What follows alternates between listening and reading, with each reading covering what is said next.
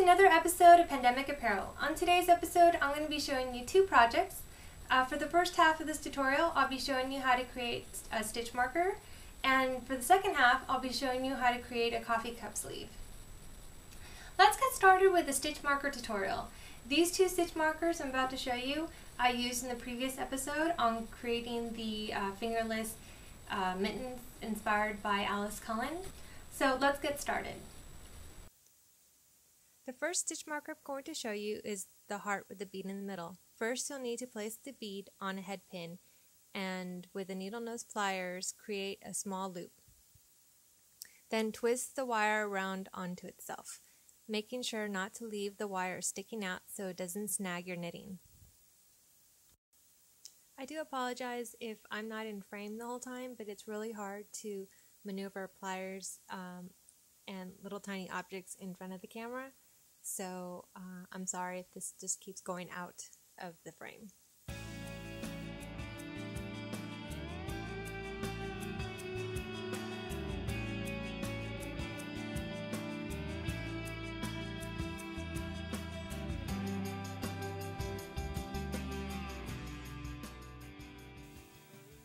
So here are the three pieces that we need to create our stitch marker. This is the bead that we created. We're going to insert this into the heart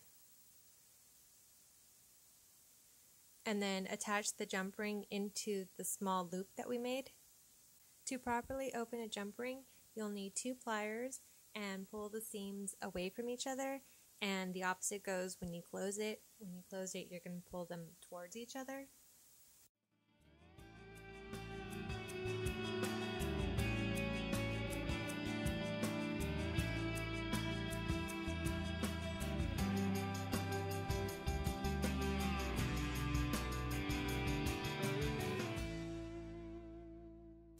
This next jump ring is really simple. All you need is a jump ring and a charm.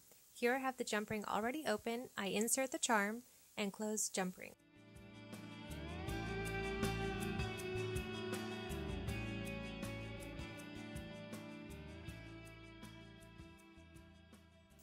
Here is our finished stitch marker. If you're wondering what the blue stuff is at the end of my pliers, it's a heavy-duty flexible coating that I use on my pliers to prevent any damage while working with sensitive or soft wires. So let's get started with the second half of this tutorial. This project is great if you have some leftover fabric. For this project you'll be needing some fabric, some liner fabric, some batting, a sewing machine, an ironing board and an iron, and a coffee cup sleeve. Now I picked up the Starbucks one at Vaughn's and the coffee bean one at Ralph's. I just picked it up while I was going out the door, so it was very convenient.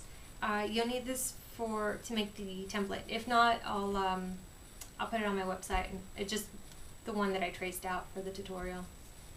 So let's get started.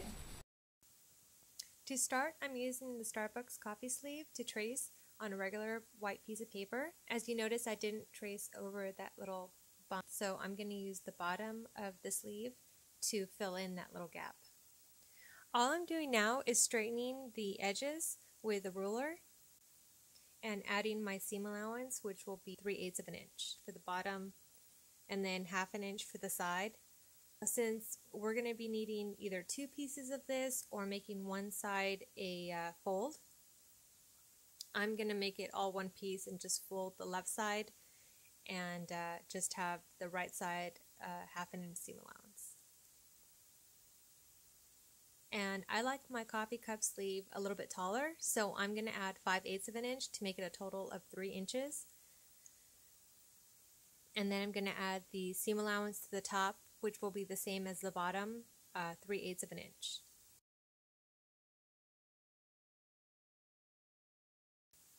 Again, here I'm tracing for the template for the batting, and I just did the same thing as I did before. Cover up that little gap, straighten the edges, and make one side a fold side, and add the 5/8 of an inch that I added in the previous one, since the batting does not need seam allowance.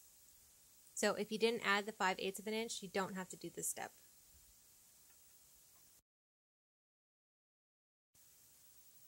So my next step was to cut out the pattern onto manila paper. The middle line, that's the fold line, and this is what it should look like. You need 2 pieces of fabric, one for the lining and one for the outer fabric, although this is reversible, so I guess it doesn't really matter. And then 2 pieces of batting. Now, if you don't have fusible batting, you can buy fusible webbing, really cheap, and they're like little strips, and you can just put it on the batting and iron it onto the fabric. And what you want to do now is sew them individually. So the one fabric, you're going to sew the side seams together, and then on the liner fabric, you'll sew the side seams together, and you're going to press the seams open, and you're going to turn one of them inside out, so they're right sides facing each other.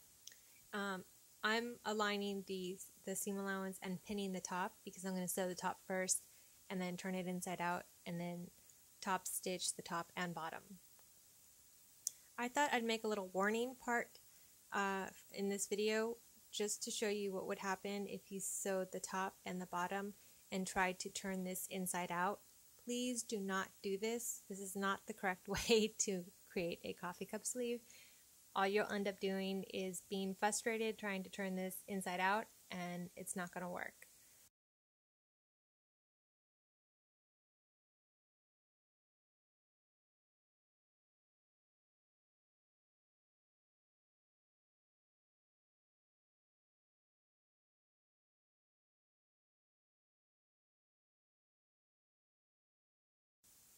So the proper way is to sew the top, turn this inside out, fold the liner fabric inwards. For me, I made the liner fabric red, so I'm folding that inwards.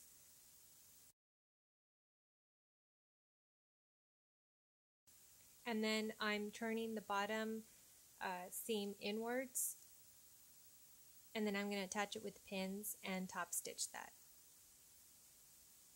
So go along the whole bottom, turning the seam inwards onto itself and pinning it, and then you can take it to the sewing machine and top stitch.